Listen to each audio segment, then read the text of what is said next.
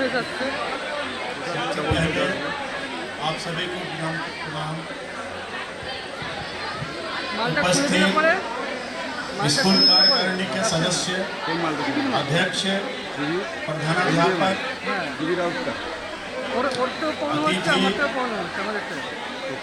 और हमारे प्रिय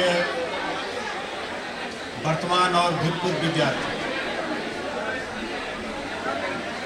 आप लोगों को जानकर खुशी होगी कि मैं भी आपके दल का हूँ। मैं भी इस विद्यालय का विद्यार्थी रह चुका हूँ।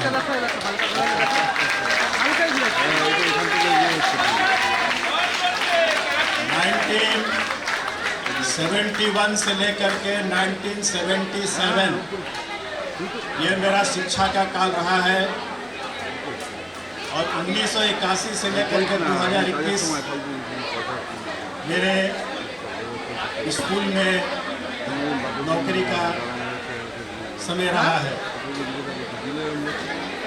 एक तरह से कहा जाए तो मैं अभी यहाँ उपस्थित सभी विद्यार्थियों में सबसे पुराना विद्यार्थी हूँ, इस मंदिर का सबसे पुराना पुजारी हूँ।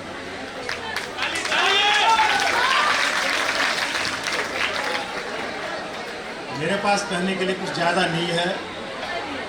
40 साल तक हमने कहा है, बहुत कम लोगों ने मुझे सुना है। शिक्षा का मतलब होता है रीढ़ की हड्डी को सीधा रखना। किसी ने कहा है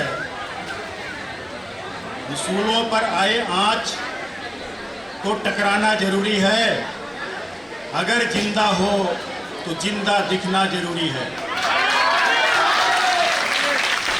शिक्षा है कि हम जब तक शारीरिक रूप से जिंदा हैं, हमारा स्वाभिमान भी तब तक जिंदा रहे। स्वाभिमान अगर आपका जिंदा है तो आप सही में शिक्षित हैं। अभी तो पठन पाठन बहुत सारी सुविधाएं हो गई हैं, लेकिन जब हम लोग पढ़ते थे उस समय इस विद्यालय में मात्र 6 कमरे थे। आधा स्कूल पूरे साल मॉर्निंग चलता था और आधा जो है डे में चलता था। जब मैं 5वीं कक्षा में था, पूरे साल जाड़ा गर्मी बरसात मॉर्निंग स्कूल 7:30 बजे से पैदल भाग कर के आना पड़ता था। कोई रिक्शा नहीं, कोई गार्जियन नहीं स्कूल पहुंचाने वाला, और घुसने के साथ ही छड़ी की मार खाना। तुम लोगों को पता है, कहा गया, तुलसीदास ने कहा है, भय बिनु होय न प्रीति।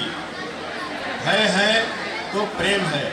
मन में भय है तो आप कुछ सीखेंगे। वह भय आपका शिक्षक से भी हो सकता है, अपने अभिभावक से भी हो सकता है, समाज का भी हो सकता है, या स्वाभिमान का भी हो सकता है। अगर भय नहीं है तो आप सीखेंगे नहीं, और सीखने का कोई अंत नहीं होता। सीखने का कोई अंत नहीं होता है।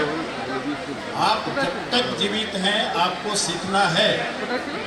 जिस दिन आपको भ्रम हो गया, अहंकार हो गया कि मैं अब पूर्ण शिक्षित हो गया हूँ, आपने अगर उस पर विराम लगा दिया तो उस दिन से आपके शिक्षा का पतन शुरू हो जाता है।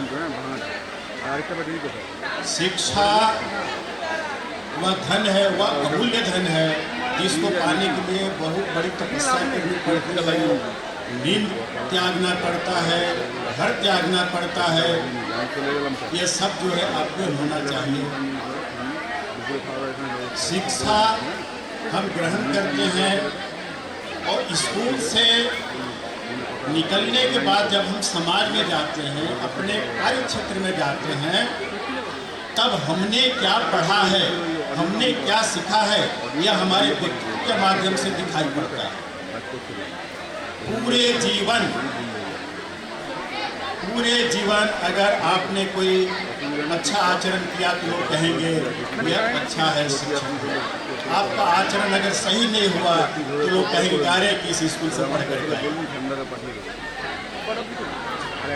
इसलिए रहीम ने कहा है, विद्या धन उद्यम बिना कहे जो पावे कौन, बिना ढुलाए ना मिले जो पंखे की कौन।